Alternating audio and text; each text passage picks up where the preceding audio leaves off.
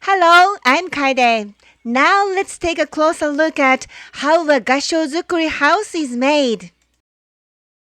If you look down on a village from the Ogimachi Castle Ruins Observatory, you'll see that all the buildings have their roofs facing the east and west in the same direction, right?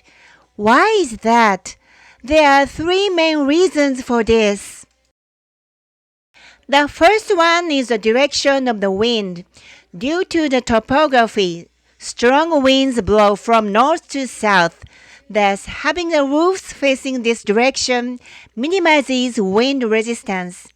The second is sunshine conditions.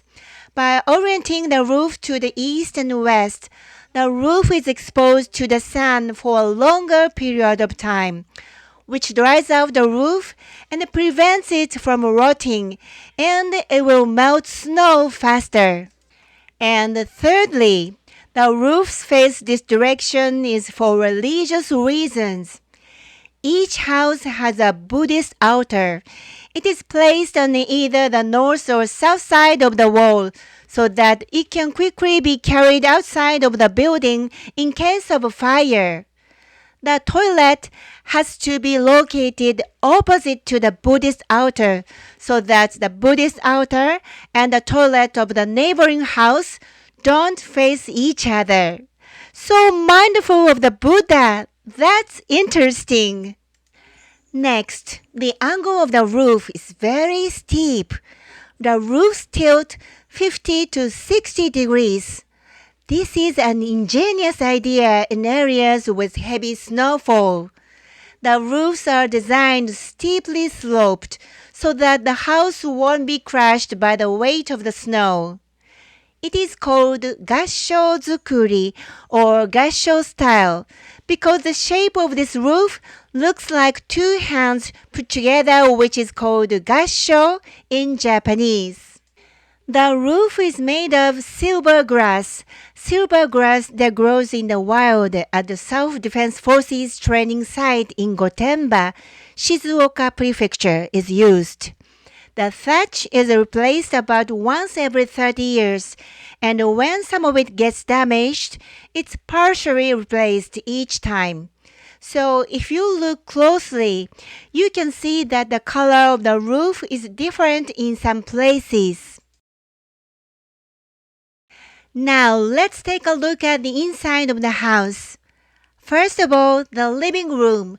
There's a sunken hearth, and this was a place for family gathering. There's a hearth, but there's something missing. What is it? Yes, there's no chimney. Smoke has antiseptic and insecticidal effects, and there's no chimney so that the smoke can fill the house. The hearth was lit throughout the year. This is why the pillars and other parts of the house are blackened by years of smoke. Many Gassho-zukuri houses, which are still used as dwellings, also have a hearth and the fires are lit all year round. So everything, including the residents themselves, always smell like they've been smoked. It seems very hard. As they can't have the smoke filling the house all the time, they let the smoke out through a window at the top of the building, just below the roof. We can tell if the hearth is lit by whether this window is open or not. On top of the hearth, there is a hiyama, which serves to extinguish the fire's sparks and disperse the heat and smoke. Now let's go upstairs. This is a mezzanine floor. This is a room used by the servants. It's separated into a men's and a women's part, and there's a small window through which you can watch the fire in the hearth. From here, also the ceiling is low because you should not raise your head higher than your master. Here is the attic. In Shirakawago, where the sericulture industry was flourishing, silkworms were kept in the attic. which was divided into 2 to 4 layers. It is interesting to see the tools that were used in the late 19th and early 20th centuries on display. In order to raise silkworms, it was necessary to have a large indoor space with good ventilation. A lot of manpower was needed to collect a large amount of mulberry for food and to spin raw silk from cocoons. That's why they needed such a big house and why so many people lived together. Next, let's take a look at the ceiling. If you look down on the village from the observatory, you can see that the Sho River flows right beside it, and that the village is in the path of strong winds blowing from the mountains. To protect the large buildings from strong winds and snow, no nails are used for the roofs. Instead, the pillars and beams are fixed with ropes called neso that's made of tree bark. There's also a looseness between these ropes and the pillars so as to make the building flexible against strong winds and heavy snow, which protect the entire building from collapsing. It is the state-of-the-art earthquake-resistant structure, isn't it? In addition, ropes are used to secure the outer thatch to the inner wooden structure. Large wooden sewing needles are used to thread these ropes between the thatch. Here is one. Oh my! The triangular roof is just placed on the lower drawing part. It's simply a piece of wood with a thinly shaped tip that is inserted into a hole in the beam to hold it in place. This method is called komajiri. The roof is very heavy because of the thatch, so in case of strong winds or earthquakes, the roof shakes to distribute the force and thus prevent the house from collapsing. I'm surprised at the advanced technology of the people of that time. It's amazing! When the roof is replaced, the ropes which are still usable are reused continuously. But loosened ropes are changed.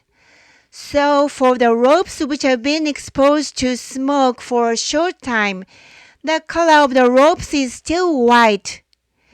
You can also see that the wood is white only where the previous ropes were tied. Take a good look. Look, here. If you look closely, you can see that the shape of the roof is an inverted trapezoid. It's wider at the top. This seems to make the roof more stable. The gable part, which is the part without the thatch, is slanted to match the inverted trapezoidal shape of the roof. Can you see it? The only flat part of the roof is called mune.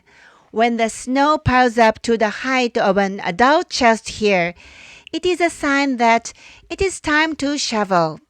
If the snow piles up to that level, it will be enough to cushion you in case you fall off the roof while shoveling. The wisdom of the people of that time is amazing. On top of the mune is the ornamental grass. Many houses change this every spring. Also, do you see the rope hanging from the roof? This rope is usually placed at the entrance to the house, and it is used to remove snow when it accumulates. It's interesting. But of course, if there's a lot of snow, you have to remove it. The next stop is a restroom. Shirakawa-go used to have an active saltpeter industry. Saltpeter was made from silkworm down and human waste, so saving human excrement was important. Let's take a look at the Wada House's toilet. It is located outside the house, as most toilets of the time were. Even today, it is located right in front of the entrance. On the top of the toilet's building, there are carvings of turtles and pine trees. Can you see them? In Japan, turtles and pine trees are usually motifs used for celebrations, right? As you can see, when human excrement was exchanged for money, toilets were also beautifully decorated, indicating that toilets were important buildings. Finally, the Buddhist room in Ogimachi village, where the Jodo Shinshu sect of Buddhism is strongly adhered to. Each house has a Buddhist altar. It is built to stick out from the main house so that it can be carried out in case of fire. It's interesting. But the Wada family has a large house, so uniquely, their Buddhist altar is inside the house. Gassho-zukuri is filled with the wisdom of human history. I hope that we can pass on these wonderful houses to the future generations with the Yui spirit.